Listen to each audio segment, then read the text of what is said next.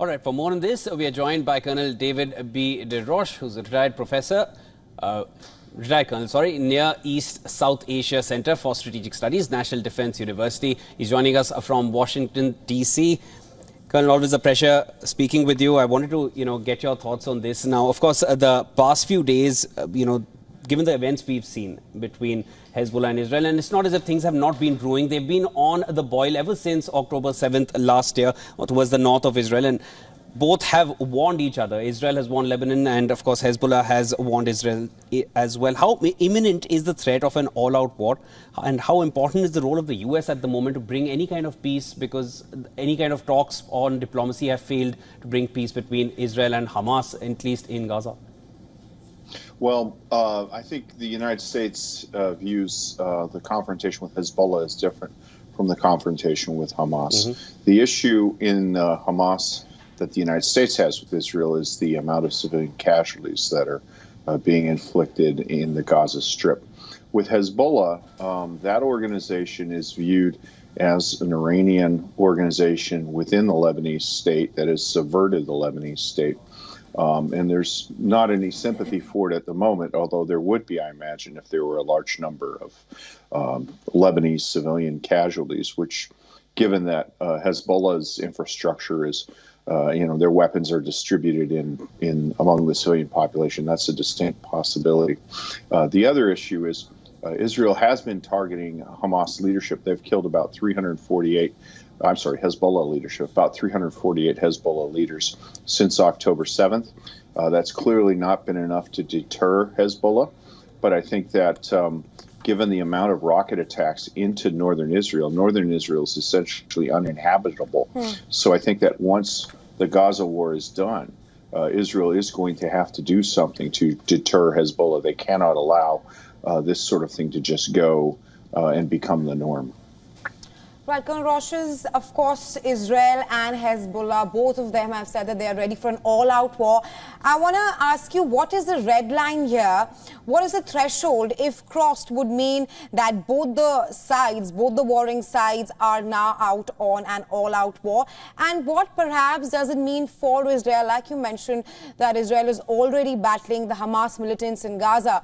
What does it mean for Israel to battle in all these multiple fronts, from Gaza to Lebanon and the Red Sea? Yeah, good question. So the Red Sea is primarily a peripheral front. That's occasionally there are long-range missile launches from Iranian missiles launched from Yemen towards Israel, but that's more of an irritant, not really a major strategic threat. Same thing can apply for the Iranian proxy militias in Iraq. Hezbollah is a different matter entirely. They are closer. They have much more sophisticated weapons, but they don't need much more sophisticated weapons because they are so close and they've been there for so many years. I think that what Israel wants to see happen is they want to see, first off, the Lebanese state actually do something against this, what is basically an Iran-directed military force outside of the Lebanese state. I'm not sure if that's possible.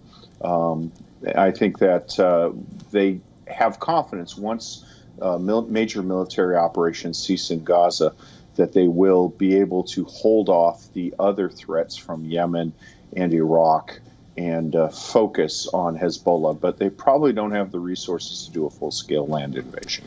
Colonel, Hezbollah has also threatened the island of Cyprus. What kind of role do you feel, or rather, what kind of impact do you feel that will have in the larger West, given how culturally and geopolitics-wise Cyprus is essentially all European? Well, Cyprus is a member of the European Union, so politically it's part of Europe.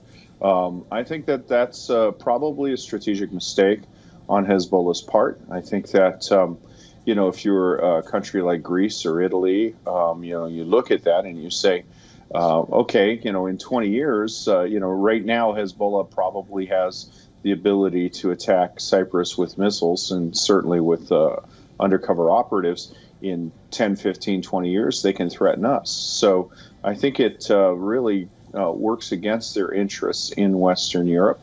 And I think that the narrative of resistance is more resonant in the case of the Palestinians than it is with what is essentially an Iranian directed force within the state of Lebanon that's paralyzed the state of Lebanon. All right, Colonel, thank you so much for joining us and sharing all your insights. Always a pleasure getting your thoughts on matters, because things are definitely spiraling out of control. And this time we're also seeing it touching Western Europe.